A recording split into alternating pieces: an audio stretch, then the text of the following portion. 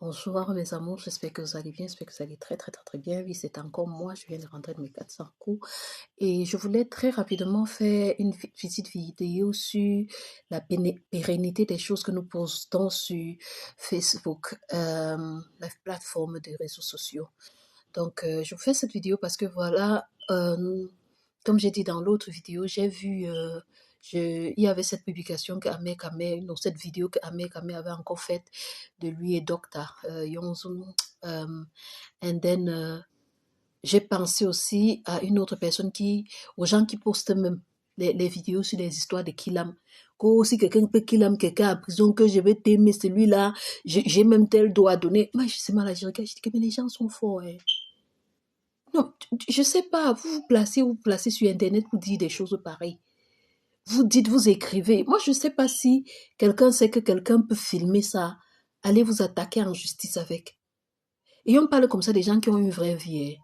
Comment on peut parler l'histoire des réseaux sociaux si jusqu'à ce qu'on se retrouve à dire et à faire des choses qui n'ont pas de sens? Je me baladais maintenant sur TikTok. J'ai même vu l'autre disait qu'elle va prendre la photo de l'enfant de quelqu'un, aller enterrer. Moi, je dis, les gens font les choses comme ça.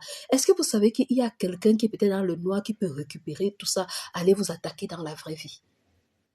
Vous êtes toutes les femmes qui généralement, enfin, parce que tous les noirs sont dans le corps médical. Vous faites des choses comme ça là. Si on part vous attaquer votre licence à cause des choses des réseaux sociaux, vraiment, est-ce que ça a un sens? Quand on va te dire que tu as perdu ta licence, tu dis que tu as perdu pourquoi? Parce que j'avais posté sur Facebook ou parce que je faisais le live sur TikTok. Naya, vous aussi. Non, faisons très attention avec ce que nous postons en ligne, comme je vous ai dit la dernière fois. Il y a une certaine pérennité. Quand tu es sûr que tu as posté, tu as effacé, sache qu'il y a une personne qui est quelque part, qui a déjà screenshot, qui a déjà tout gardé pour t'attendre. Ce qui est sûr, c'est que moi, c'est Gogo Nago. Tout ce que je poste sur Facebook, j'assume. Tout ce que j'ai à dire, j'assume. Moi, je n'ai pas le problème, mon ami. Ce qui est bien avec moi, c'est que je n'ai pas de fausse fierté, de fausse dignité. Mais moi, j'ai même parlé de Kilam, qui que ce soit, ou attendre quelqu'un dans les carrefours, ou aller taper sur quelqu'un, machin. Je n'ai même pas d'abord la force pour commencer. Moi, c'est ma bouche. J'insulte si je peux. Je ne peux pas gérer cette tranquille si on est plus fort que moi. Donc, je dirais vraiment aux gens de faire attention. Faire attention à ce que nous posons sur l'Internet. Surtout à la pérennité des choses. On s'insulte dans la rue, on passe et ça va, mais sur Internet, ça va pas comme ça, hein. Même si tu effaces, il y a quelqu'un qui a déjà copié, il y a déjà quelqu'un qui a gardé et il t'attend. Le jour où tu as fait quelque chose, bah, il t'attaque, hein. Vraiment, faisons très attention. On ne va pas venir avoir les problèmes quand on discute les choses de Facebook. Est-ce que ça a un sens?